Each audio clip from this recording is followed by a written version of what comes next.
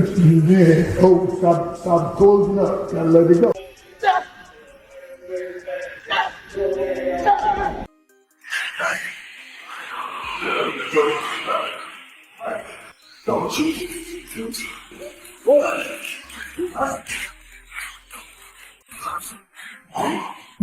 Yeah. Oh, stop closing up. Gotta let it go. You turn around. You turn.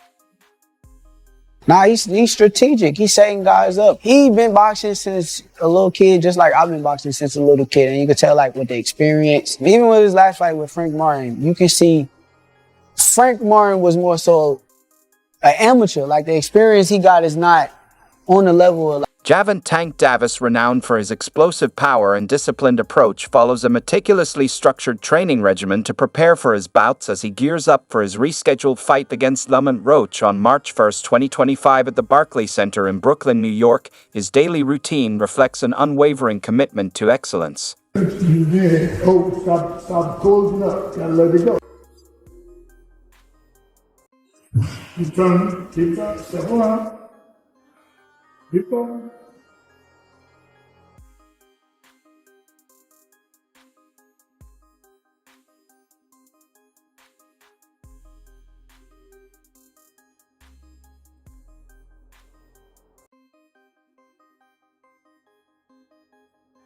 Yeah.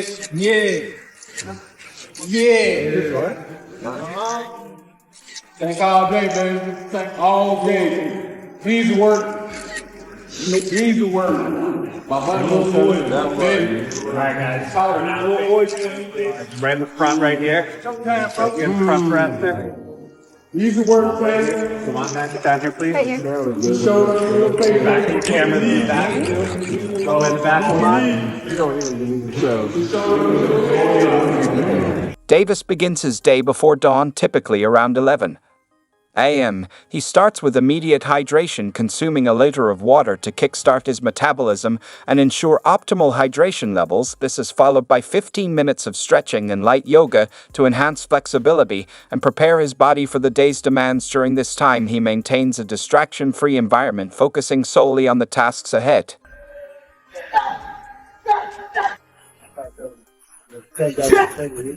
Your body was dead, right? No. It's dead.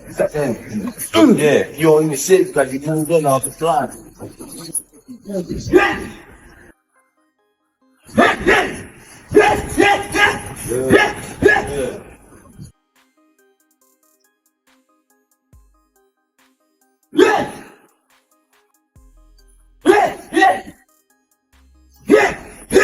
Davis transitions to the boxing gym for skill-specific training. He begins with shadow boxing, dedicating at least 3 rounds to perfecting his technique and refining his movements. Footwork drills follow, emphasizing agility, and balanced jump rope sessions lasting 15 minutes enhances coordination and cardiovascular endurance.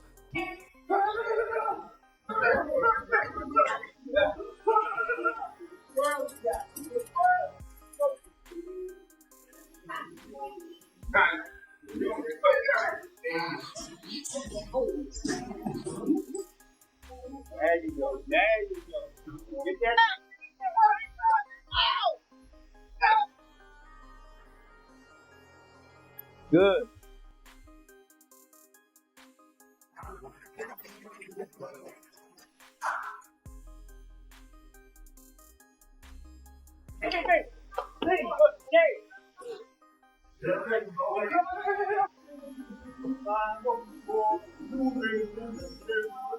Is in speed bag work to build rhythm and timing, double end bag exercises to improve accuracy, and heavy bag rounds to develop power. Each round is precisely timed at 3 minutes with 1-minute rest intervals, mirroring actual fight conditions to build stamina and resilience. like day one in the camp. I start running probably like it's different times. I might don't feel like running in the morning.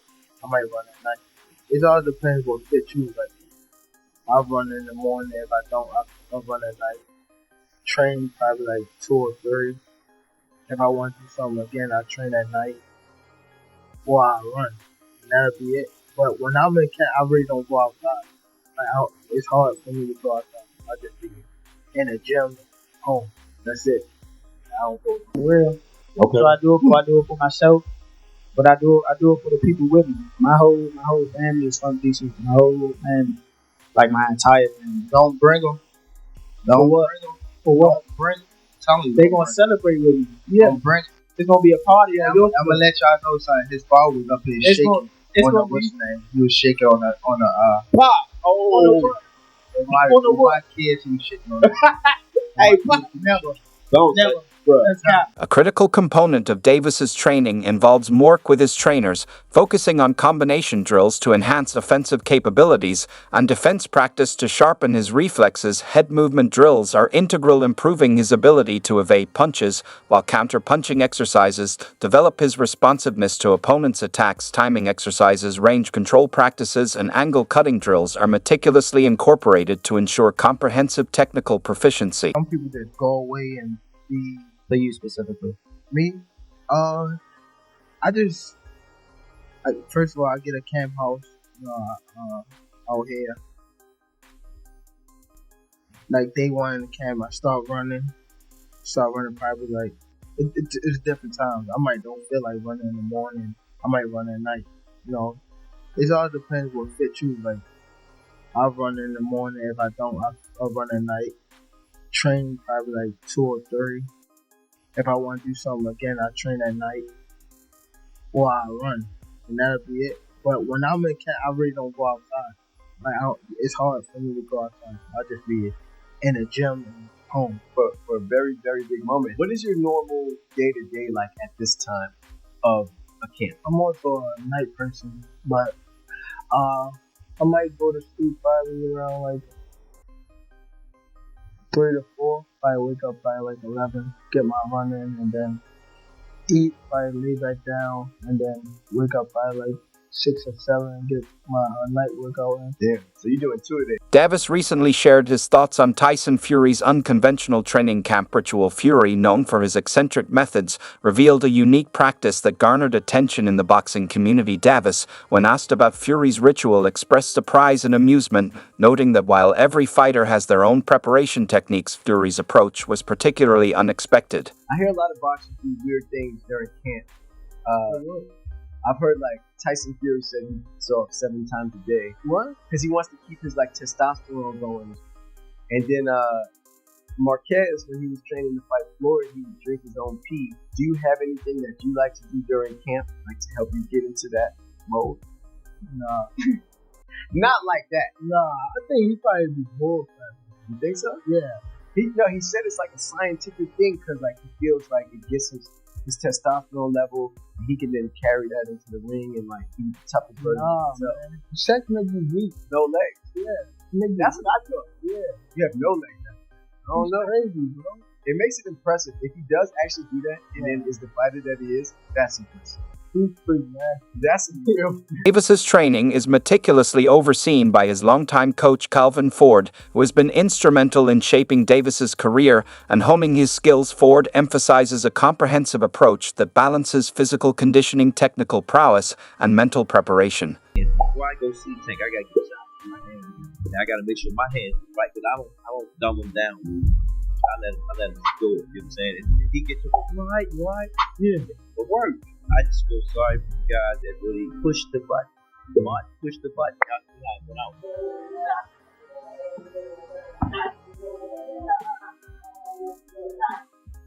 In interviews, Ford has highlighted the importance of discipline and consistency in Davis's regimen. He tailored training sessions to focus on enhancing Davis's strengths, such as his explosive power and agility, while also addressing areas for improvement to ensure a well-rounded skill set. Ford's training philosophy involves rigorous sparring sessions, strategic game planning, and fostering a strong mental attitude to prepare Davis for the challenges of each opponent. No one's been able to solve Tank Davis. What do you need to do together with you and your team and obviously your son to score that victory? We know we got a game plan. We're going to execute it. We're going to get the move on.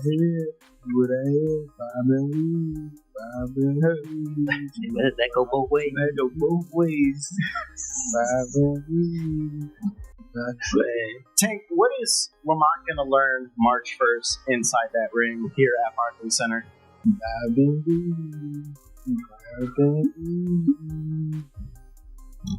You got Bob and Weed. He's in what? You got Bob and Weed. Job, Bob and Weed. The upcoming fight between Davis and Roach has sparked debate in the boxing world, with some critics asserting that it feels more like a financial spectacle than a genuine competitive challenge. Oh, he's doing this fight for money, and Tank is strategically picking him because in the amateur world, you got fought twice, right? And you lost both times in the amateur fight. So are you all friends? Are y'all cordial? First, what's the relationship? We're cordial. Yeah, so he's cool to me. He's cool to you. And you haven't heard that he said anything different? Oh, yeah, for sure. He has. No, he has not. Right. He has not said anything differently. So does it confirm people's suspicion that he purposefully picked you, not only because you're cordial, but because he believes he's going to knock you? They suggest Tank has chosen Roach because he views him as an easy opponent, someone he can defeat without much difficulty. Roach, on the other hand, is accused of taking the fight primarily for the payday rather than for the challenge. Get the purse, and then you walk away with a nice piece of change. Man, you in the wrong game. I think you're gonna beat everybody.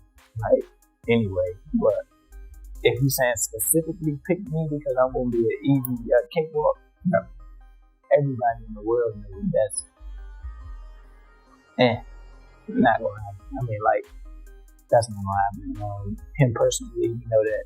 I think he chose me because I am gonna be one of the better opponents that he's faced in his entire career. Honestly.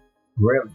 However, boxing analysts like Showbiz the Adult recently shared his thoughts on the Tank Davis versus Lamont Roach matchup, expressing his disappointment over what he perceives as a mismatch. He argued that Tank Davis is being avoided by some of the top fighters in the division, which has led him to face less competitive opponents such as Roach. Here's my take on the fight. Everything is true about this situation. One, Gervonta Tank Davis was being ducked leading up to this. Shakur Stevenson ducked him. Lomachenko ducked him openly. El Rayo didn't want to fight this year. He wanted to fight next year. Another thing is, I was hearing that Tank wanted it at 135 and rehydration, all that. So, but I don't know how true that is, which it wouldn't shock me if that was true. Either way, for whatever reason, El Rayo fell apart. The options were just diabolical. All right, I understand that. At the same time, Lamont Roach versus Tank is trash. If Devin Haney announced he was fighting Lamont Roach coming up from 130 next at 135, I'll say that's trash. Let me tell you this. To me, Gervonta is far better than Devin Haney. So it's trash, bro. It's trash. Lamont Roach also agreed to his point as he suggests that if Tank were truly looking for a competitive fight, he could have chosen to face fighters in higher weight classes like Canelo Alvarez instead of Roach. However, Roach points out that the idea of Tank fighting Canelo is unrealistic, as Canelo fights at 168 bulbs, a super middleweight division. Why was it so easy when you fought right now? Playing mine with inexperience and nervous. You know, it is what it is. It's going to be a different fight when I'm in there. He's going to be a different fighter when he's fighting me. What's the other game plan? What is that? I'm always looking for a knockout. No matter what, I'm always prepared for 12 rounds.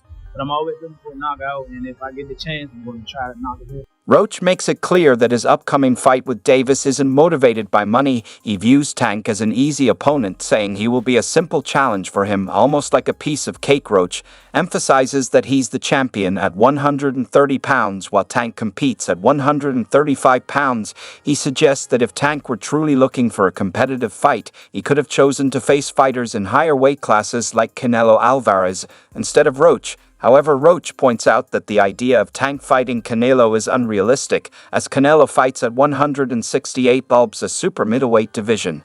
Evidence of what your record, because you had to get, if I'm not mistaken, you had to get permission to be bumped up to that weight class of lightweight in order to fight, because you're in the what, range of 130? Yeah, I'm the champion at 130. You're the world champion at 130, and he's 135. Yeah, so aren't there other fighters who could have fought within an upper weight class like Canelo? I've heard a lot of people say, why isn't he fighting Canelo rather than Roach? What's up with that? They want that man to fight Canelo. They do.